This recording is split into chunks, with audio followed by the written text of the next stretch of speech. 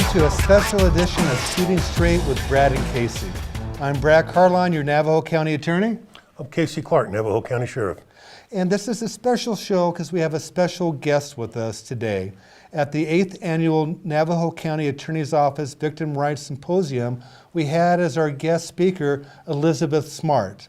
And many of you may know Elizabeth's story of being abducted from her home when she was 14 years old in Salt Lake City, being held for over 9 months by her abductors, where she was emotionally and physically abused during that time until her miraculous chance that she was back in Salt Lake City and saved from what was going on with her. Elizabeth, thank you for coming to Navajo County and thank you for joining us. Thanks for having me.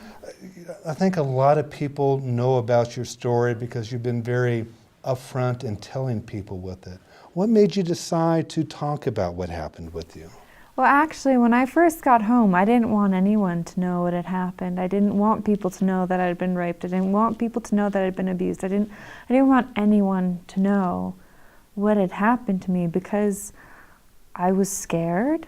I was embarrassed. I was worried that people would look at me different, would treat me differently, and ultimately, I just wanted to go back to being the girl that I had been before I was kidnapped. You know, I was scared that people would look at me different. I was scared that they'd treat me differently if they knew what had happened, and I didn't want that. I didn't want people to feel sorry for me. I didn't want people to walk on eggshells around me. I wanted to be me. I wanted to go back to being who I was before I was kidnapped. And it took me a long time to realize that there was no going back. I would never be that girl again. And little by little, I was becoming more and more involved in different legislation, in different forms of advocacy. First it was the Amber Alert, then it was the sex offender registry, and then it was working with the task forces that work on the internet crimes against children. And then it was listening to other survivors' stories and listening to them talk about how they felt, and what they felt was the same as what I felt. And then finally, when my case finally came to court, which is about 8 years after I was rescued, and I felt like my whole life was put on display, I felt like I have an opportunity now. There's no hiding from what happened. Like, it all came out. So I have an opportunity to make a stand and to take my story and use it for something good and stop trying to pretend like it didn't happen. Or, I can just continually try to fight what's happened. And ultimately I decided that I wanted to do something that was worthwhile, and I wanted to do something that was going to make a difference. And if that meant that I should share my story, then that's what I was going to do. We thank you for deciding to make a difference, because you truly have. You tell your story again and again. In fact, you tell your story now in a new book. I think it's called Where There's Hope. Is it easier to retell it again? Because I know for a lot of our victims, they don't want to have to describe it again because they feel they get re-victimized and re-traumatized. Has that changed over time for you? Well, I know what my boundaries are, first of all, and I know what I feel comfortable talking about and what I don't feel comfortable talking about. And I think for me, it's been, when I've shared my story, it's been about the issue. It's not really been about the details of what happened to me so much, but because sexual violence is so prevalent in our community today, I feel like I need to talk about it a lot because it's been something that people have been embarrassed of, ashamed of, wanted to pretend like it didn't happen, pretend like that's not a problem in this community, and they just kind of want to shove it in the corner because it does seem to be one of those dark, dirty topics. And so I feel like, well, no, if I'm going to do it, I'm going to talk about what happened. I'm going to talk about being raped because it's unfair to all those other victims and survivors out there who have been through rape and sexual violence to pretend that it doesn't happen and that you're so different from everybody else if you did experience that, when actually that's not really the case. The statistics are pretty overwhelming. Very sad, the statistics. Which brings up kind of an issue that I don't know the answer to. I've been involved as a prosecutor pushing 30 years. I've been a sex crimes prosecutor. I helped create the Advocacy Center here for the victims of crimes like that. But if it were to happen to my children, I really don't know how I would react besides wanting to kill the person who did it, but I don't know how I should interact with my child. How, and I know everybody's different, how would you advise a parent on how to deal with their child? Do they ask them what happened, wait till they want to talk, give them 1,000 hugs and kisses? What can a parent do to help someone like you who went through this? I don't have the perfect answer. I can only speak from my perspective, for what helped me, knowing that I was loved unconditionally, knowing that I was supported, and then being given the opportunity to be, well, to try to find that new normal again. Those are the things that helped me. I mean, when I got home, I have 4 brothers and I have 1 sister, and my brothers didn't treat me any different than they did before I was kidnapped. And I remember when I got home, my mom said, okay, Elizabeth, you don't have to do anything you don't want to for the first month that you're home. If I ask you to vacuum and you don't want to vacuum, that's fine. You don't need a vacuum. Or if I ask you to do the dishes or clean your room or go practice and you don't want to, that's fine. You don't need to. But after that month, life will continue. So she kind of gave me this deadline. It's actually kind of funny because the first month I probably would have done anything she asked me to. I mean, if she asked me to clean the toilet with my tongue, I probably would have done it. It's the second month that I was like, dang it. But no, I mean, I think getting back into that routine again, getting back into that sort of rhythm of life for me was a big deal. And then my parents allowing me to make choices and decisions for myself and not just making them for me. That was also just a huge part of helping me to move forward. And in some ways, you're a rarity in that it was people unknown to you until you were kidnapped that did these acts upon you. More common is somebody in the household, an actual blood relative, mom's new boyfriend. How do we help them better transition from being victimized to becoming a survivor?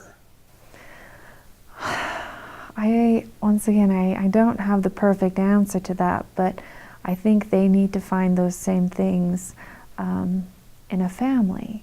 Obviously, their blood relative is not their family. Whoever is hurting them, whoever it was that came from a position of trust, they're not a friend, they're not a family. So they need to find that support network. They need to find those relationships that they know that they're going to be there for them, that they know have their back more than anything, that they know that they can turn to when they need help.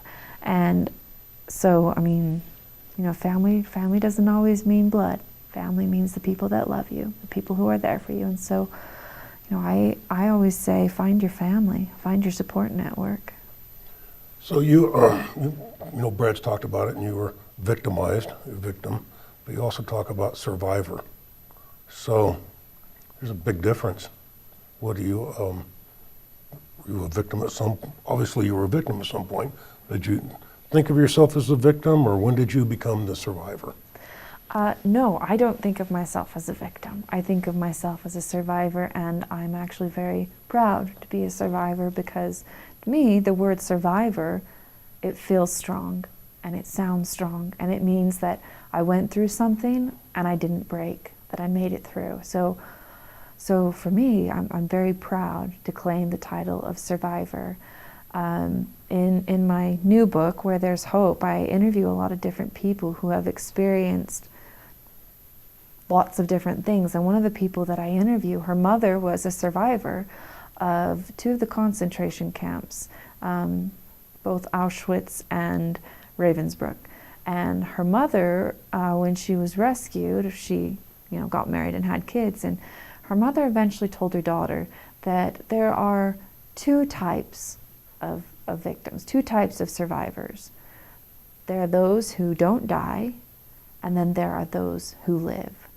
And I think it's a conscious decision that you have to make every single day to either just survive, just not die, or to actually go out and live your life. Your mother had said to you pretty much the same thing in a different set of words. What were the words that your mother, the concepts that she's shared with you to help you survive? So the morning after I was rescued, my mom said, Elizabeth, what these people have done to you is terrible, and there aren't words strong to describe how wicked and evil they are. They have stolen 9 months of your life from you that you will never get back. But the best punishment you could ever give them is to be happy, is to move forward with your life, to do all the things that you want to do, because by feeling sorry for yourself, by holding on to the past, by reliving, all the pain that you went through, that's only allowing them to steal more of your life away from you, and they don't deserve a single second more of it. You may never feel like justice is served, you may never feel like restitution is made, but at the end of the day, you don't need to worry about that. The best punishment to give them is to be happy, is to move forward. So I told you earlier that there was talking to a lady last week who was a survivor also, where her daughter was raped and murdered and kidnapped. She said the district attorney, who was California, had come to them and had helped her, the mother, considerably, letting her know exactly what was going to take place, and told her it was going to be like 5 years because it was a death penalty case. It was going to be 5 years, and she said that helped so much because she had no clue how the justice system works. Of course, you were very young, but did they work with your family or you? Did you understand 8 years is going to take? No. None of us thought it would take 8 years. It was a constant up and down roller coaster, and unfortunately, I don't think the system is victim friendly. I mean, I remember feeling like my captors had more rights than I did, and I remember feeling like, like if they wanted to put it off or get more wiggle room, they would figure out a way to do it. And I remember just thinking, this is not fair for me. Why is it that, I am subpoenaed into the courtroom to go and testify, whenever people feel like it, and my captors, sure, they're in prison, but they can just sit and watch TV if they want, or, do whatever. So no, it did not feel like it was very fair to me, and it was frustrating. Ultimately, my one captor, he got life in prison, and his wife, she got 15 years, which actually is now up, and she has been transferred to state custody, and the state will decide what to do with her. But ultimately, that day finally did come, and looking back, no, I don't think it should have taken 8 years. But I also can see the benefits of it taking a long time, because it allowed me to move on with my life. It allowed me to experience more in my life, so that when I looked back, I didn't just see being kidnapped. And when I finally did come to court, when I finally did have to testify, I knew that what had happened, that my captors, I remember seeing him walk into the courtroom being shackled, and I remember knowing that he did not have control over me anymore, that I was not scared of him anymore. And perhaps had my case come to trial sooner, maybe I would have. Maybe I would have been scared of him, I don't know.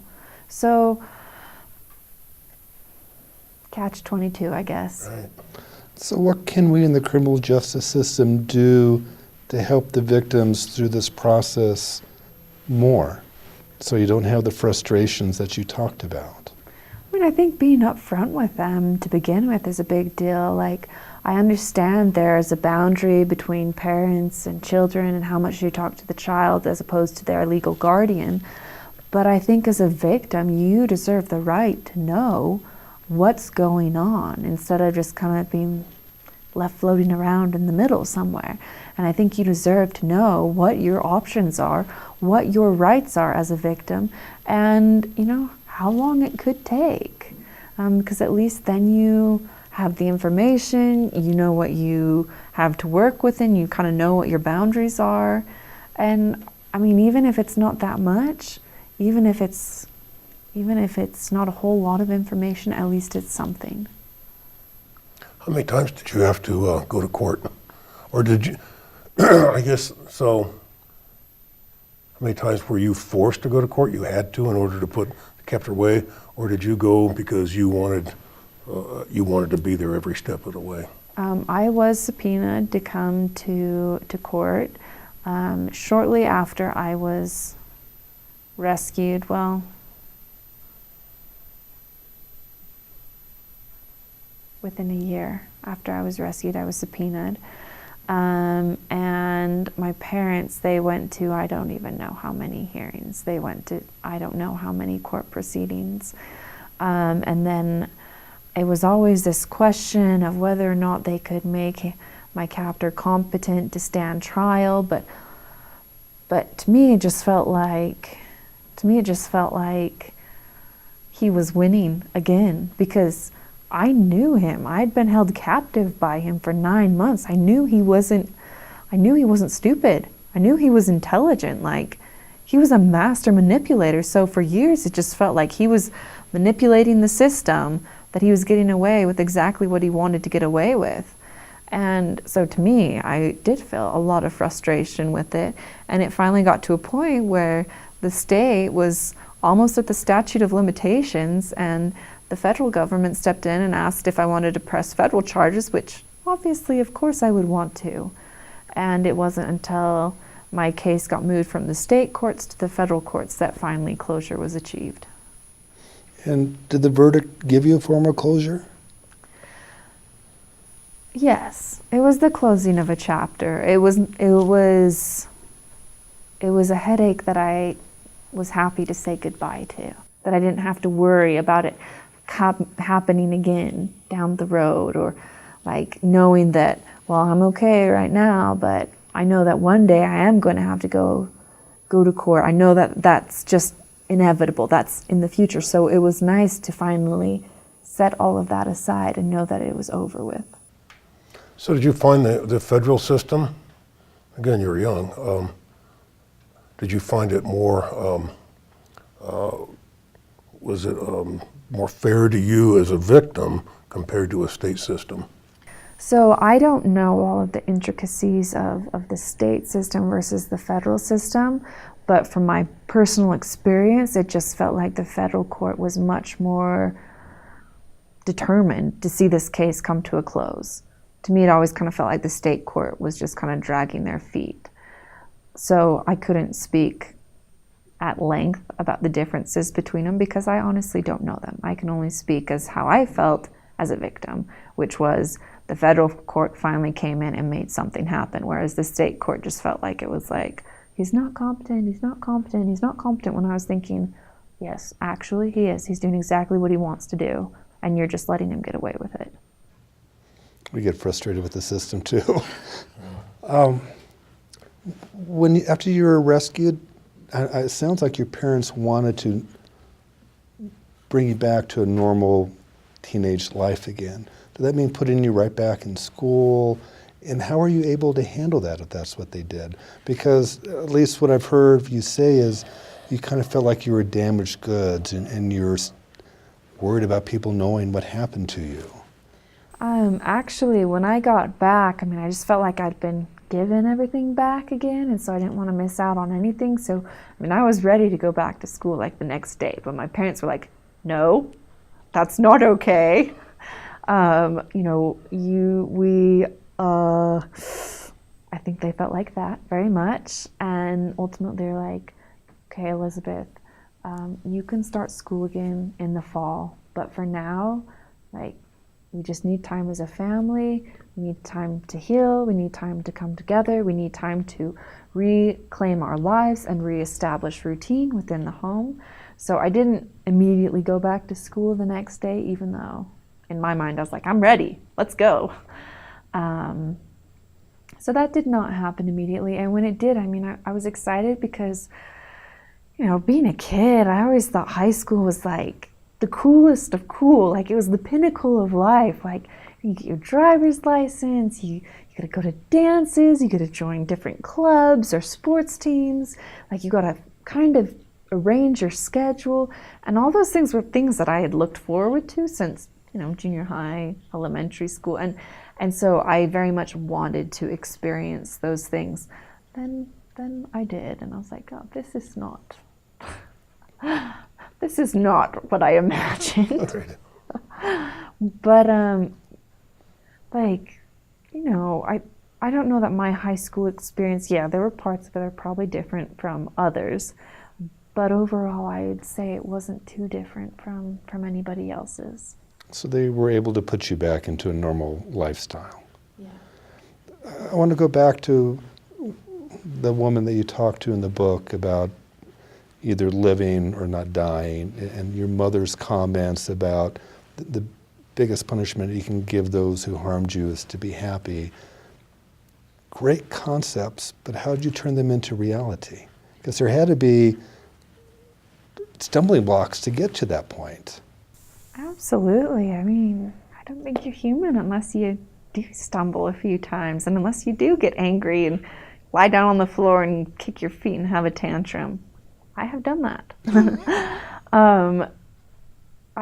I'm human. Like, yes, I have my hard days. I have times when I'm like, this is so unfair. Why did this happen to me?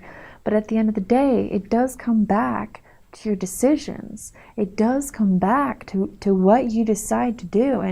And for me, I guess for me, I'm a very sort of goal-oriented person. And so, you know, most days when I get up, I have like this list of things I want to achieve during the day. And initially, maybe that was just like, get out of bed, like eat breakfast, like get dressed. I mean, they were smaller things. And actually, now that I think about it, now that I have 2 kids of my own, seems like my goals are a repeat of that.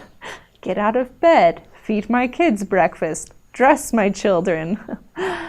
But no, it's always kind of been, whether it was, you know, pursuing in my music and making goals for myself, and then the feeling of accomplishment and achievement. I don't know, I guess I always really like that feeling.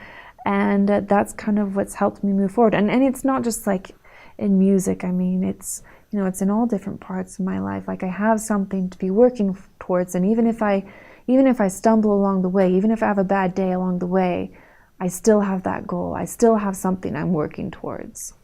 Our time's running out, so we got one last question for you. What would be your words to other victims out there to help them become a survivor? First of all, I would want them to know that whatever has happened to them is not their fault. There's no circumstance on earth that can justify rape, that can justify abuse, that can justify kidnapping. No circumstance on earth. So I would want them to know that what they've gone through is not their fault. And then I would want them to know that they're not alone. There is a whole army of other survivors out there surrounding them, cheering them on, and that there are a lot of wonderful people who, you know what, they probably haven't experienced exactly what you've experienced, but they're there to help you, and they want to see you achieve, and they want to see you get healthy. They want to see you move on with your life and to do the things that you always dreamed of doing. And so I'd want them to know that. And I'd want them to know they are an excellent company. Well, we'd like to thank you very much for joining us. We appreciate it much. Thank you. And thank you for joining us on this special edition of Shooting Straight with Brad and Casey.